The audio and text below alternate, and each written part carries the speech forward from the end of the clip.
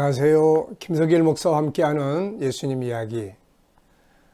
이 시간 20번째 시간이 되겠습니다. 이 시간에는 지난 시간에 이어서 아브라함에게 주어진 메시아, 또 천국운동의 역사, 특히 메시아의 역사는 이제 누구에게로 이어지게 되었을까요? 아브라함에게도 아들이 이삭 한 사람만 있었던 것은 아닙니다. 아브라함에게 주어진 메시아의 계시가 이삭에게로 넘어갔는데 사실은 순서로 보면은 이스마엘이 또 있었죠. 그리고 나중에 사라가 죽은 다음에 아브라함은 또 후처들을 얻어서 여러 아들들을 뒀습니다. 그런데 메시아의 역사, 우리가 참 이걸 참 잘 기억을 해야 될 것 같아요. 메시아가 오시는 메시아의 조상이 되는 이 영적인 복, 이 복은 다른 아들에게 넘어가는 것이 아니라 약속의 아들 이삭에게로 넘어가게 됐던 것이죠. 자, 이 시간에는 그래서 우리가 이삭에게 이어지는 구원자에 대한 계시, 이삭에게 이어지는 구원자에 대한 계시, 이 부분에 대해서 우리가 살펴보도록 하겠습니다. 자, 여러분들이 교재를 가지신 분들은 70페이지를 보시면 되겠습니다. 교재를 한번 읽어보죠. 네. 아브라함에게 주어진 메시아에 대한 계시는 이제 그의 아들 이삭에게로 넘어갔다. 물론 아브라함에게도 여러 아들들이 있었죠. 이스마엘을 비롯해서 앞서 말씀드린 아들들이 여러 있었습니다. 근데 구원자의 족보가 이삭에게로 넘어간 거예요. 자, 아브라함은 많은 시행착오 끝에 자기에게 계시된 메시아가 언약의 아들 이삭의 후손으로 오실 것을 알고 그의 삶을 정리할 때 이것을 바탕으로 잘 정리를 했습니다. 네. 사람이 살아가는 것도 중요하지만 마지막 마무리를 참 잘해야 되는데 아브라함은 그 마지막 마무리를 언약의 근거에서 정리를 한 것을 볼 수가 있습니다. 우리가 창세기 25장 5절 6절에 보면 아브라함이 이삭에게 자기 모든 소유를 다 주고 서자들에게도 재물을 주어 자기 생전에 그들로 자기 아들 이삭을 떠나 동방 곧 동북으로 가게 하였더라. 보통 우리는 자식들이 나중에 이제 서로 뭐 이복 형제라도 이제 세상 떠나면서 너희들 꼭 위에 있게 꼭 같이 살아야 돼. 멀리하지 말고 아마 이런 당부들을 할 텐데 아브라함은 아주 냉정했어요. 이 부분에 대해서. 네. 이것은 자기가 하나님의 부르심을 받고 나서 처음엔 시행착오도 많이 했어요. 분명히 하나님이 사라를 통해서 아들을 준다고 했는데 창세기 15장에서 언약을 맺고 그리고 나서 16장에서 하가를 취해서 아들을 낳았단 말이에요. 이런 과정들을 거쳐보면서 또 어려운 일 만나면 또 금방 기근 만나면 애굽으로 내려가거나 하나님의 언약보다는 자기의 그런 어떤 개인적 감정이나 주변 환경을 따라서 많이 살았어요. 그런데 시간이 지나가면서 보니까 결국 자기 감정대로 자기 생각대로 하는 행동들은 다 실패했어요. 그리고 결국 하나님은 그 언약대로 이루신다 하는 것을 알게 됩니다. 그것이 바로 창세기 21장이죠. 창세기 21장에 제가 확인을 하기 위해서 한번 보겠습니다. 창세기 21장. 네. 오랜 기다림 끝에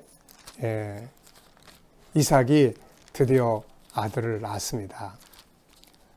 자, 21장 1절을 보면 이렇게 되어 있어요. 여호와께서 말씀하신 대로 사라를 권고하셨고 여호와께서 말씀대로 사라에게 행하셨으므로 사라가 잉태하고 하나님의 말씀하신 기한에 미쳐 늙은 아브라함에게 아들을 낳았다. 이렇게 기록했어요. 이게 무슨 말이겠어요? 아브라함은 그동안에 하나님의 언약을 이렇게 가지고 있으면서도 때때로는 상황에 부딪히면 자기 감정이나 기분이나 환경의 영향을 굉장히 많이 받았어요. 이게 보통 우리 사람들의 모습이잖아요.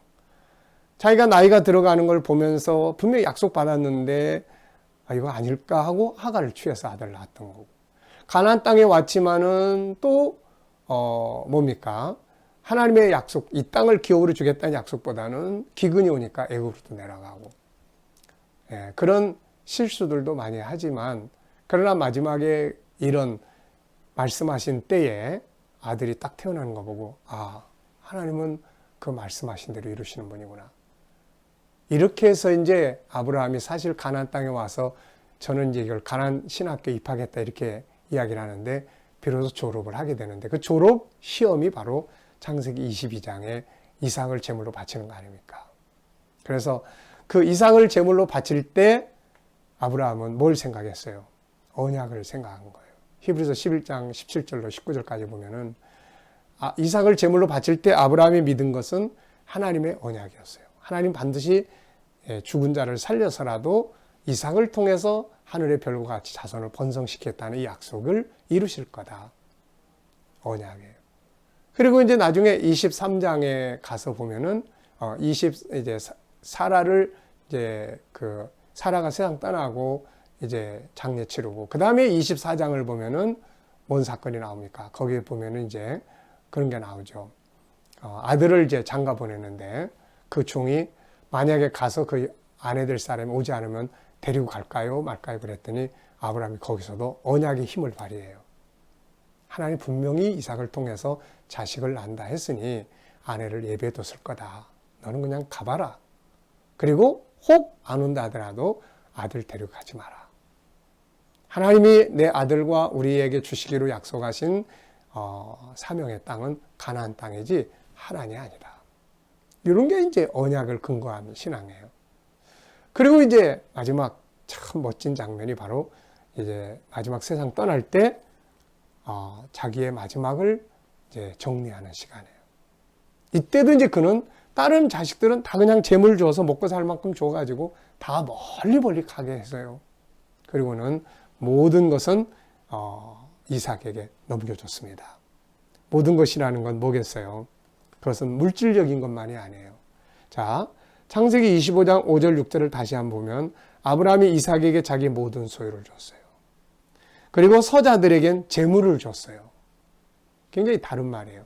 서자들은 재물만 얻어서 육적인 것만 얻어서 갔고, 그 다음에 이삭에게는 모든 걸 줬어요.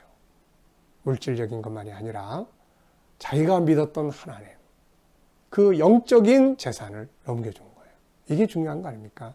그리고 자기의 가문을 통해서 이루어지게 될 메시아의 역사, 인류 구원의 역사, 이 하나님의 계획을 이룰 수 있는 자격, 이거를 이삭에게 넘겨준 거예요. 네. 자, 여기 이제 71페이지 보면 정리해놨습니다. 여기서 자기의 모든 소유란 뭘까? 물질적 재산만을 말하는 게 아니다.